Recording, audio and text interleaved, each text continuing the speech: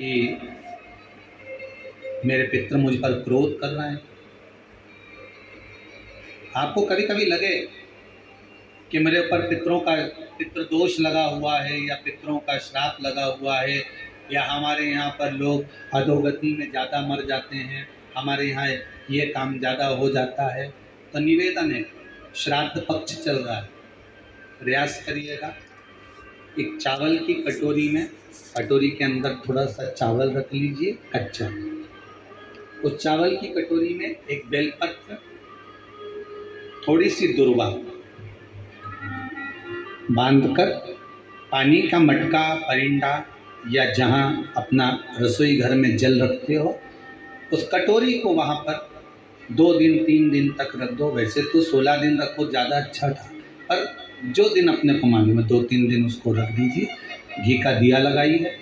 3 दिन के बाद में उस दुर्वा को, उस बेलपत्र को शिव बाबा को ले जाकर समर्पित कर दो।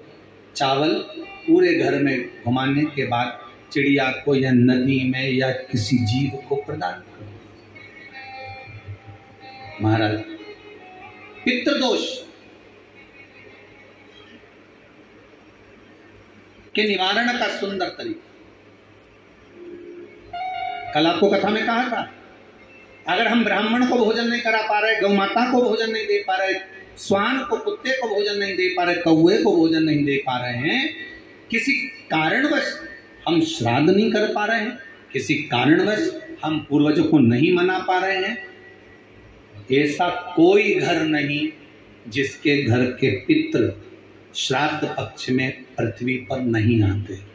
तुम पूछो मत पूछो, तुम्हारे घर के पूर्वज तुम्हारे यहाँ जरूर आते। दरवाजे पर आकर खड़े होते हैं पितृ, दरवाजे पर आकर हमारे घर के पितृ खड़े होते हैं, स्मरण करते हैं कि हमको यहाँ से कुछ भाग प्राप्त होगा, कुछ मिल जाएगा, कुछ प्राप्ति हो जाएगी। सम्मुख में आकर खड़े होते हैं। एक पहले नैमिषारण्य में कथा सुनाई थी जटा और मठा की, आप लोगों को स्मरण होगा। 2 भाई हैं सगे। जटा की पत्नी बड़ी तेज थी,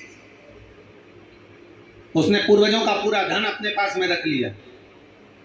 श्राद्ध पक्ष में जटा और मठा की कथा का स्मरण होना चाहिए, पितृदोष से मुक्ति होती है। जटा की पत्नी बड़ी तेज थी, अपने पूर्वजों का धन पूरा रख लिया। एक दिन जटा की पत्नी ने जटा से कहा, मठा की पत्नी बड़ी तेज थी और मठा की पत्नी ने सब कुछ अपने पास में रख लिया। एक दिन मठा की पत्नी ने अपने पति मठा से कहा, सुनो स्वामी, एक काम करो। मठा ने पूछा, क्या? अब तुम्हारे भाई का तो कोई रोल रहा नहीं है, सब कुछ अपने पास आ गया है, क्यों फालतू का खर्चा करते हो, उसको घर में रखते हो, अलग करो। मठा ने आज जटा को बुलाया, जटा सुनो, अब हम तुम्हारे साथ नहीं रहना चाहते, जाओ।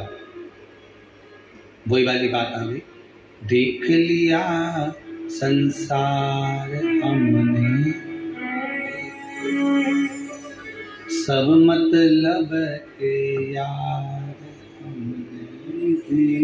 तुम देते रहोगे, दुनिया को अच्छे लगोगे, देना बंद कर दोगे, दुनिया के लोगों में बुरे हो जाओगे। कोई तुम्हारे यहाँ मांगने आया, भैया देना 10,000, तुमने निकाल कर दे दिया, जी जी बहुत जोरदार, काका जी बहुत जोरदार। और दूसरी बार मांगने आया और तुमने नहीं दिया, फिर तो फोन आना ही बंद। सब मतलब के यार हमने देख लिया, देख कौन पूछे। मठा ने हटा दिया जटा को, जटा चले गया। जटा ने कहा, भैया कुछ प्रॉपर्टी का हिस्सा तो दो। काय की प्रॉपर्टी? तूने माँ बाप की सेवा करी? भैया सेवा तुम्हें नहीं करी ना, कौन ने करी? 2 भाई का हिस्सा तो होना चाहिए। नहीं दिया, धक्का मार कर निकाल दिया। एक बात अपनी जिंदगी में याद रखना, जमीन और जायदाद दुनिया के लोग, रिश्तेदार आपकी कब्जा कर रख सकते हैं,